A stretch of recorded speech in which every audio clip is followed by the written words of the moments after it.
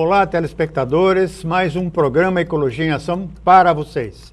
Hoje nosso convidado é o Jordi Castan, um cidadão joinvilense que de vez em quando nos aconselha o que deveria ser feito de bom no nosso urbanismo. Não é isso, Jordi? Olha, de vez em quando aconselhar dá palpite, a gente conversa, num papo aqui, bom com todo mundo, mas aconselhar mas nós participamos dos conselhos, né? Sim, Conselho da cidade, ali a gente tem contribuído bastante, né? Se bem que nem sempre as nossas sugestões são acatadas, né? É meio complicado isso aí, né? Vamos dizer que tem gente que não gosta muito do que a gente comenta. Exatamente. Mas, Jordi, eu queria conversar contigo alguma coisa sobre flexibilização. É uma palavra que está tão na moda hoje em dia. O que significa flexibilização, por exemplo, das matas ciliares, da Cota 40? Você já formou um consenso sobre o que estão pretendendo nessa flexibilização no município de Joinville? Para mim, flexibilização, eu quando vejo uma escola de samba desfilando, eu vejo aquela flexibilidade toda, aquilo lá. O problema é que na política, flexibilização quer dizer outras coisas. Né? Na política, flexibilização quer dizer fazer as leis menos severas. E isso eu não acho que seja bom, não é bom para a cidade. Nós temos nesse momento, por exemplo, em Joinville, uma discussão que não está muito aberta, não está muito conhecida, mas que é clara, sobre a flexibilização do uso da Cota 40. Tá? Foi um tema que nós já discutimos aqui, inclusive, uma posição forte, contrária nossa, que a Cota 40 seja flexibilizada. A Cota 40 está na lei orgânica do município, mas tem gente que tem terrenos na Cota 40, acima da Cota 40, e que quer que tenha uma flexibilização de uso. Então, tem gente dentro da prefeitura que entende que poderia ser usado o critério do Código Florestal. E no critério do Código Florestal, quando falamos de topo de morro, tem alguns critérios que poderiam permitir a ocupação com construções, inclusive, acima da Cota 40. Eu acho que no caso de Joinville, a gente tem que estar muito atento a isso. O outro tema também de flexibilização é as margens do rio. Tá? Tem uma discussão na Fundema, no Condema, tem uma discussão onde esse assunto vai e volta. O Condema é Conselho Municipal do Meio Ambiente. Do Meio Ambiente, tá? Onde esse assunto já foi discutido, já está em pauta, já teve ata sobre isso, e quando aparece a palavra flexibilização, não quer dizer que vai ficar mais rígido, se quer dizer que vai ficar menos rígido. Portanto, a tendência é ocupar mais as margens do rio. Ocupar as margens do rio quer dizer que vamos ter mais enchentes, mais vezes, mais altas. E ocupar acima da Cota 40 também significa enchentes mais fortes por causa da erosão, da velocidade que a água tem quando desce aos morros do Boa Vista e do Iriú. Ou nos morrotes que a gente tem no América, temos no Atiradores, tem alguns morros também que devem ser preservados. Uma é a erosão, a outra é a perda dessa paisagem fantástica, que é o Morro do Boa Vista, que é o Morro do Iriú, o Morro do América, essas malhas verdes dentro da área da cidade, que tem um aspecto que as pessoas não se dão conta, mas, por exemplo, falando de árvores, por exemplo, ruas arborizadas deixam as pessoas mais felizes. Ruas com mais árvores criam uma sensação melhor de bem-estar. Então, cidades com mais árvores, como nós temos hoje, a gente levanta os olhos e ainda pode ver o Morro do Boa Vista, o Morro do Iriú, são cidades melhores para morar, para viver, para nos dar uma melhor qualidade de vida, e a gente tem que lutar por isso, por essa manutenção do verde. Eu já tenho definido aqui nesse programa de que as áreas verdes, que nós temos ainda bastante em Joinville, elas prestam serviços ambientais, como a temperatura... E de saúde. E de saúde, ambientais e de saúde. Sim. Qualidade de vida, né? Você tem mais possibilidades de mais umidade. Agora, você veja, nós estamos passando quase 20 dias sem chuva, num calor no mês de abril, que devia ser 7 graus a menos do que nós estamos tendo. E agora, se nós tivéssemos os morros pelados em Joinville, nós teríamos talvez 12 graus a mais. Olha, Gerto, uma informação que acho que é importante compartilhar. Tá? A diferença entre a sombra da árvore e não ter sombra da árvore chega até 7 graus de temperatura.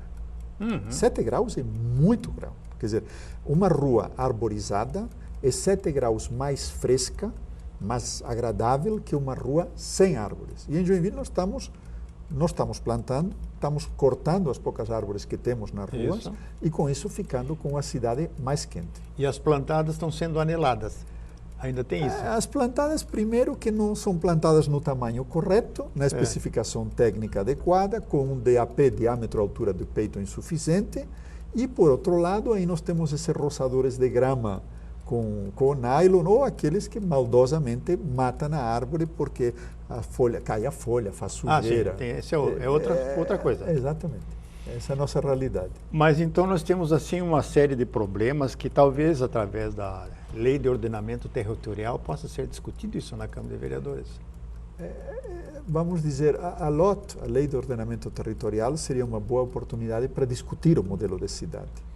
Mas na LOT o que está prevalecendo hoje nas discussões é uma visão de ocupar a cidade. Ocupar ela com prédios muito mais altos que o que nós temos, espalhados por praticamente toda a cidade, com menos áreas verdes, com menos recuos, e tudo isso quer dizer que no futuro, e esse futuro é um futuro imediato, nós vamos ter uma cidade pior para morar, uma cidade mais quente, uma cidade com mais enchente, uma cidade menos permeável, uma cidade menos bonita. Porque cada prédio construído é um acumulador de calor, né? Ele dissipa o calor depois de 7 horas do sol, né? Nós temos dois efeitos dos prédios, tá? Uma é a acumulação de calor, o efeito inclusive do calor sobre a fachada, mas outro também como corta o vento. Quer dizer, o prédio ele reduz a insolação, e na época de chuva temos que lembrar o que é isso em Joinville.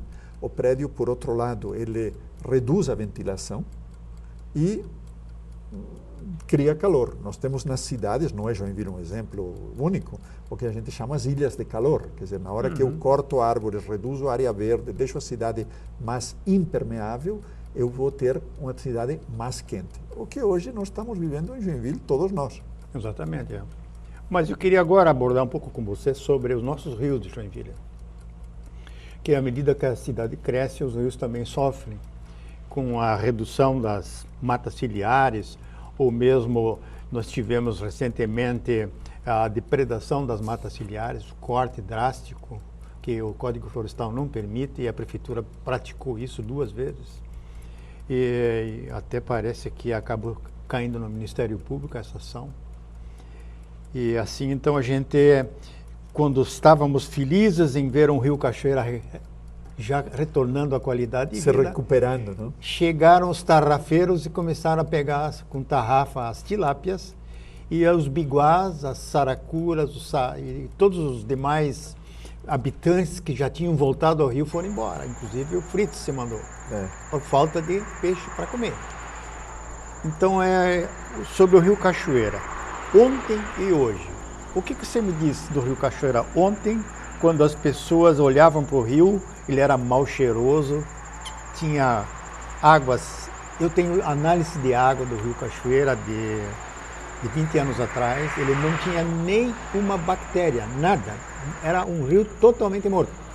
E depois eu tenho algumas análises do rio Cachoeira, ele se tornou a ser um rio limpo outra vez, um rio vivo, graças aos projetos que a gente acabou assistindo aqui em Joinville pela lei ambiental, de muitas empresas, quase todas fizeram seus tratamentos, atenderam a legislação, bem ou mal, mas fizeram. Quem não fez a lição de casa foi o poder público na implantação de um esgotamento sanitário. Exatamente. Então, eu gostaria que você fizesse algumas considerações. Você mora em Joinville há muitos anos também. 30 anos. 30 anos. Então, você tem uma imagem de 30 anos atrás e uma imagem de hoje. O que você gostaria de passar para os telespectadores? Eu concordo, quer dizer, na realidade, na medida... Primeiro, as grandes poluidoras eram as indústrias. Na medida que as indústrias elas foram fiscalizadas, tiveram que cumprir a lei, na realidade, todo os efluentes que iam para o Cachoeira deixaram de ir, e com isso nós passamos a ter um rio mais limpo. Essa é a primeira coisa. Quimicamente mais limpo. Quimicamente mais limpo. A segunda parte, exatamente, é o esgoto sanitário.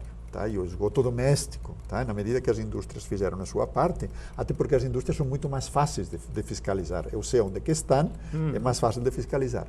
Ainda ficamos com algumas pequena indústria, oficina mecânica, tem alguns pontos aí, mas em geral isso podemos dizer que está absolutamente sob controle. Agora, o esgoto doméstico, esse é o grande poluidor. Na medida que Joinville continua com um déficit brutal de tratamento do esgoto, nós continuamos tendo um rio que não é o que deveria ser, mas é muito melhor que nós temos. Por quê? Porque as áreas onde tem o tratamento, hoje são basicamente a bacia do Cachoeira. Tá? Se a gente pega os bairros onde foi implantado Saguaçu, América, Costa e Silva, todos esses bairros são os bairros que formam a bacia do Cachoeira. Então, nós temos um Cachoeira mais limpo. Isso é bom. Tá? Eu acho que a gente pode estar feliz com isso. Agora, por outro lado, a gente tem que entender o rio não só como a calha do rio, tem que entender o rio como o rio, a calha e as suas margens. E aí estamos falando da arborização das margens, estamos falando de dar condições... Corredores de fauna. Corredores de avifauna, corredores de fauna, quer dizer, plantar árvores que deem frutas para os animais. Isso. Tem toda uma condição que tem que ser feita. Se eu olho Cachoeira hoje, tem uma margem arborizada, um pedaço, mas o grosso do Cachoeira não tem árvores. Tá? Então a gente deveria pensar na recuperação. Na parte, por exemplo, onde tem as figueiras, dá para ver como a vegetação embaixo das figueiras se recuperou muito melhor. Na medida que tenho sombra, que tenho um subbosque, eu tenho um crescimento melhor. O resto do rio Cachoeira continua sem nada. Tem uma cerca viva de malvaviscos em volta, mas não tem arborização. Então, a margem do Cachoeira, as duas margens do Cachoeira, elas deveriam estar arborizadas. E arborizadas com árvores que tivessem volume, tá? Que tivessem copa, que servissem para servir de refúgio e de alimentação para os animais. Isso com certeza. Aí tu teria toda essa diversidade que a gente está falando. Teria mais peixe, teria mais biguá, teria mais saracura, teria mais frites, teria mais... Tudo isso que vem junto. Tartarugas, inclusive. Claro, né? Sim. Agora, eu queria falar sobre o Rio Jaguarão, que também é um rio importante, né? E ele passou sobre pressões muito grandes, clientelistas, através de políticos que concederam licenças ambientais, fechando o rio, criando cotovelos dentro do rio. Isso até estou mostrando aí para os telespectadores, que coisa horrível que os nossos políticos e os nossos administradores permitiram que se fizesse não só com o Jaguarão, e com todos os demais rios que foram estreitados, né? Mas eu vou continuar com esse tema no bloco seguinte, que o meu despertador aí já deu a chamada. Tá bom, então. Aguarde um instante que nós já retornamos com Jordi Castan.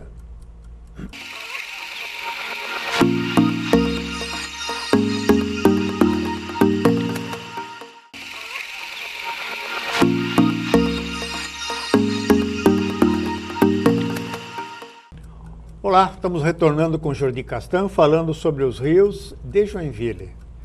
Como é que estão hoje os nossos rios, como eles eram, e a grande força que o povo de Joinville está fazendo para preservá-los. Não é aquele povo que constrói prédio, mas é aquele povo que quer qualidade de vida. Não é esse o objetivo da vida da gente na face da terra, qualidade de vida? Tentar deixar uma cidade melhor que recebemos. Exatamente, esse é o grande desafio. Né? Acho que é o grande desafio. Uma cidade melhor, uma rua melhor, um estado melhor, um país melhor. Acho que esse é o grande desafio e cada um, você, eu, todos nós aqui temos que fazer. E qualidade de vida não se compra no supermercado, né? Não vende, eu não vi nas prateleiras, não. E saúde também não se compra na farmácia, né? Não. Na realidade, a saúde vem antes de ir para a farmácia.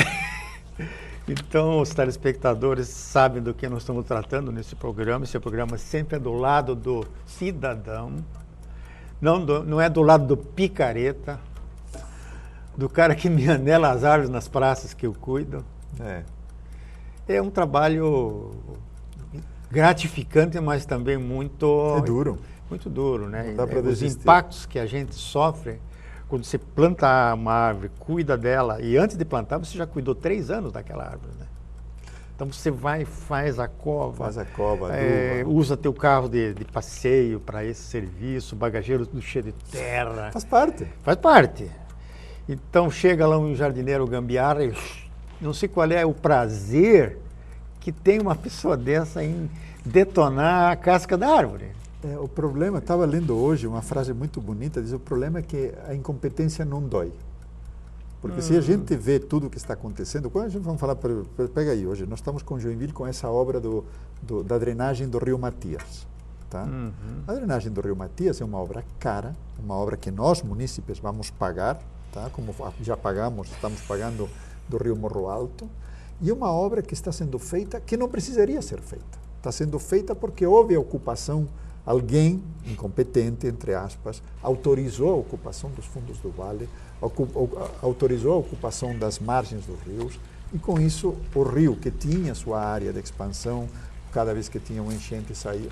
E o pior não é só a ocupação das margens, o pior é quando ocupa a metade do rio. Ou dentro do rio, dentro em cima do rio. Do rio. É o caso daquela ponte estreitinha que nós temos em frente do tênis, que ela tem a metade da largura da ponte da rua na frente da Fábio Lepper. Na realidade, são essas coisas que não fazem sentido. No governo Freita, todas as pontes do Cachoeira foram alargadas. Todas elas. Tá? Menos aquela. Foi a única que faltou. É.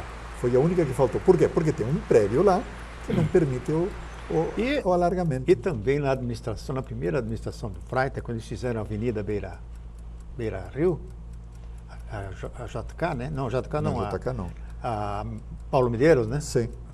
Ela tem diversos nomes. Sim, muda o nome.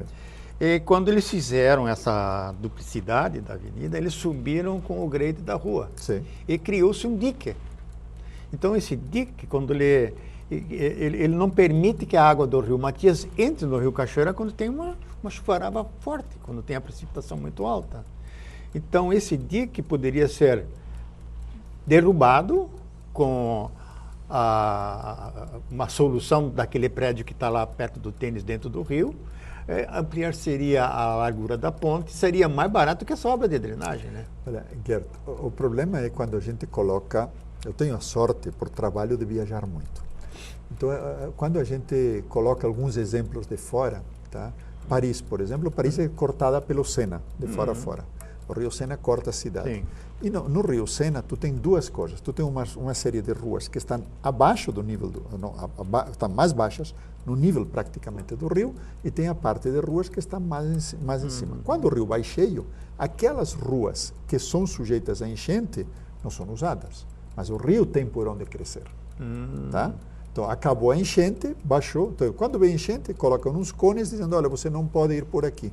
Então, o rio, ele mantém dois níveis. Um nível que é o rio normal, o nível normal do rio. Certo. E quando vem uma enchente, que também tem enchente no rio Sena, como tem no Danúbio e também tem no Reno, quando sobe isso daqui, aquelas ruas lá, que não estão mais altas, estão mais baixas, justamente para alargar a calha do rio, permitir que o rio possa crescer, sem criar os problemas que a gente vê aqui em São Paulo, muitas vezes em Joinville. Mas isso mais ou menos funciona em Joinville assim também, Sim. né? Eles colocam os cones, os ônibus não passam mais, o pessoal tem roteiros alternativos, né? E depois de 2, 3 horas a água voltou para o rio. Porque nós temos as nossas enchentes de maré. Então, a grande sorte de Joinville com as enchentes, por isso não são mais graves, é que nós temos uma cidade plana e nós temos maré. Então, nós temos hora de enchente. Na maré alta, com chuva, o rio não dá conta, e aí nós temos... Eu já peguei enchente de dia de sol na rua Itajaí. Ah, sim. Claro. É a maré de Cisígia, né? Essa é a nossa Joinville. Agora, o Jordi, nós temos obras feitas assim alopradamente, intempestivamente, emocionalmente, como aquele ancoradouro do barco Jet Bus, ali perto do mercado municipal. Foi uma obra que custou quase R$200 mil, está abandonada, já foi toda quebrada. E, infelizmente, é dinheiro jogado fora. O que você acha que poderia ser feito, aproveitando daquele esqueleto que sobrou? Olha, minha criatividade não é tão boa. Para mim fica difícil imaginar o que a gente poderia fazer com aquilo lá. Não tinha pensado nisso. Mas eu acho que o que a gente tem é a reflexão sobre esse tipo de obras impostas, muitas vezes, e que não cumprem a função. Tem um dinheiro público lá, e quando é dinheiro público, dinheiro teu, dinheiro meu, dinheiro nosso aqui. Tem um dinheiro público aqui por um lado, e por outro lado, o que a gente vê é uma obra que não cumpre a função social para a qual foi prevista e foi planejada. Tá? Então, eu acho que esse é um exemplo bom, no sentido bom do que não deve ser feito. Tá? Temos mais. Temos outros exemplos de obras que são feitas e depois, pouco tempo depois, são mudadas, fluxos de rua, coisas assim que tu vê que não teve planejamento, foi feito muitas vezes assodadamente perto de uma eleição ou para obter um resultado político. E gastar dinheiro do contribuinte não dói, né? É fácil de gastar, né? Olha aqui, eu estava vindo aqui para a televisão e eu estava vendo as luminárias na rua. Eu lembro que todas essas luminárias vermelhas foram colocadas na gestão Carlito, faz menos de 4 anos. Isso. Tá? Bom, estão sendo trocadas agora por umas novas, mais econômicas, mais modernas. Uma luminária que tem 4 anos, trocá-la, eu fico na dúvida. Quer dizer, ou foi mal gastado antes, ou está sendo mal gastado agora. Por quê? Porque é dinheiro do contribuinte, é dinheiro da COSIP. Então é dinheiro que não custa. Exatamente. Tá? Nós temos aqui mais 6 minutos de programa. E eu queria abordar um tema que geralmente não se abordou ainda em Joinville, que é o moinho de trigo. Uhum. O que a gente poderia pensar para essa construção fantástica que é o moinho do trigo para beneficiar o povo joinvilense? Olha, a primeira coisa que é urgente, emergencial, e eu não entendo ainda que o governo não tenha feito, é o tombamento do edifício. Certo. Tá? Porque se o edifício não é tombado, como hoje não está tombado, nada impede que amanhã seja derrubado. Tá? Então essa é a primeira coisa. Entender que aquilo lá, que é um marco histórico da cidade, é um referencial da cidade, que tem um potencial enorme para muitíssimas coisas, desde uma incubadora de empresas de tecnologia até uma incubadora de empresas criativas. É um edifício que tem muito potencial para ser usado, e aí o poder público tem o poder, justamente, de poder definir para onde vai e preservá-lo. Tá? Eu vou lembrar também que a Cidadela Antártica também não está tombada. Tá? Então eu me preocupo com alguns, a própria prefeitura antiga também não está tombada. Tá? Então, se nós queremos ter referenciais numa cidade em que destrói tudo, patrola tudo, passa trator por em cima de tudo, a primeira ação seria tombá-lo. Essa seria a primeira ação, porque é uma maneira de proteger um referencial da cidade. O segundo é o que pode ser feito lá. Tá? E aí nós temos que pensar na indústria criativa, na economia criativa, em alguma coisa que de fato movimenta a economia. Tem uma ideia de converter isso num centro cultural. Nós não damos conta, não damos conta nem de administrar e de converter num centro cultural a Cidadela Antártica, que por início, por concepção, deveria ser aquilo muito lá, ruim, né? Um fervilhar de cultura, e não certo, é, tá? Porque a nossa prefeitura não consegue nem manter o básico. Mas eu acho que o moinho é uma bandeira daquelas, e eu gosto que você tenha levantado a bandeira, é uma bandeira que a gente tem que levantar. O moinho deveria ser um referencial, mas um moinho vivo, não um prédio abandonado, vai ficar 30 anos abandonado, vai começar a ter infiltração e aos poucos vai ficar só o valor imobiliário da terra nua. Isso me preocupa muito. Nós também temos ainda alguns temas para encerrar o programa. Parques, mirantes, caieiras, zoobotânicos. Em parques nós estamos com problema no Caieiras. Não tem mais aquela divulgação, visite o Caieiras, acabou. O parque está em muito mal estado. Ali foi gasto da Fundição Tupi R$800 mil no projeto, que foi, para mim, foi mal versado aquele dinheiro. Foi um projeto muito ruim. Lá tem um mirante que eu acho que já foi desmanchado. Sofreu vandalismo, não dá mais para subir. Então, ali é um centro de educação ambiental pela característica da restinga, do mangue. Sim. Tem um potencial enorme. Então, as escolas de Joinville que estão morando dentro da Bahia, elas teriam que dar essa referencial para as crianças. Diariamente devia estar cheio de crianças naquele parque. Seria um centro de estudos, com certeza. Ainda mais considerando agora que Joinville ela vai ser uma cidade de prédios, onde as crianças, os pequenos, vão ser criados dentro do concreto. Tu já pensou como é que vão ser essas crianças? Para mim vai ser tudo McDonald's redondinho, gordinho, brancos, cheio de vermes, não consegue andar, fica o dia inteiro na frente da televisão e não tem a chance de ir numa praça, de ir num parque, de ir numa gangorra. Que tristeza é essa para Joinville, para essas crianças? Nós não temos parques, nós não temos nem projetos de parques. Parques e áreas verdes não é uma prioridade da administração pública. Não é desta administração, não será da próxima, lamentavelmente. Então isso é ruim. Esse modelo de administração, nós teríamos que pensar inovando isso com o povo de Joinville para mostrar para o Brasil que nós podia fazer uma cidade diferente. Maringá é uma cidade diferente. Maringá é uma cidade mais moderna, foi planejada em outra época, tem ruas mais largas, é uma das cidades arborizada, referência em arborização urbana. Maringá, nesse sentido, eu acho que é um sonho para nós. Tá? Mas enquanto nós estamos permitindo que os carros ocupem as calçadas, enquanto nós estamos permitindo que as árvores não sejam prioridade, enquanto para nós uma praça seja, um parque seja aquelas praças lá da cidade, que estão aqui do lado da televisão, nós o que temos é roçadores de mato, as árvores aqui na frente não cresceram em 4 anos. Não cresceram, quer dizer o quê? Que não foram bem plantadas, que não foram bem escolhidas, que o projeto não foi o projeto ideal. Eu tenho árvores na Praça Getúlio Vargas que eu plantei em 2012, elas estão com 7 metros de altura. O tanheiro vai que é um negócio. A árvore certa, no lugar certo, plantada plantei do atrás certo. Dos bancos, agora vem o pessoal lá todo, vai na sombra. Claro.